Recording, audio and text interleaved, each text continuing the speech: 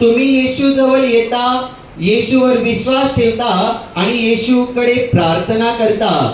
पण प्रार्थना करता लगेच तुम्हाला प्रार्थना केल्या केल्या आता प्रार्थना केले यू मिनिटाला अनेक वेळा अशा गोष्टी घडत नाहीत. पण तुम्ही जी विश्वासाने प्रार्थना करता तेव्हा तुम्ही विश्वास बाळगता की ज्या गोष्टीबद्दलची मी आशा बाळगलेली आहे, मला भरोसा आहे. आणि ज्या गोष्टी आज मला दिसत नाहीये त्या न दिसणाऱ्या गोष्टींबद्दल मला खात्री आहे.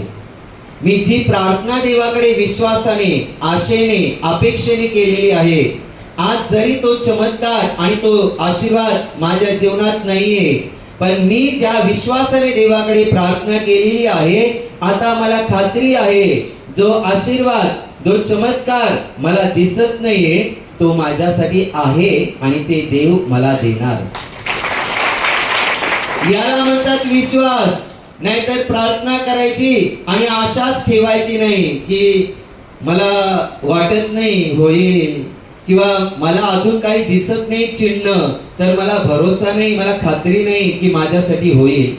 तुम्हाला काय चिन्ह दिसतात आणि काय लक्षणे दिसतात यावर तुमचा विश्वास अवलंबून ठेवू नका. आणि येशूला मानणाऱ्या लोकांचा विश्वास दिसणाऱ्या गोष्टींपेक्षा न दिसणाऱ्या गोष्टींवर, देवावर, आम्हाला त्याच्या वचनावर विश्वास ठेवता आला पाहिजे. कारण देवाचं वचन न दिसणाऱ्या गोष्टी अस्तित्वात आणण्याचं सामर्थ्य ठेवतं.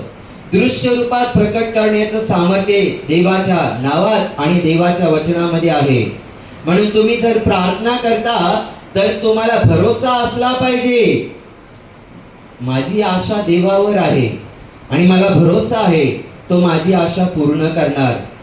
मला माहित आहे आजपर्यंत माझ्या जीवनामध्ये हे आशीर्वाद मला मिळाले नाही आणि माझ्या जीवनात मला दिसले नाही, पण मी आता येशूवर विश्वास ठेवलाय तर मला खात्री आहे हे माझ्यासाठी होणार आणि मी ते बघणार सुद्धा.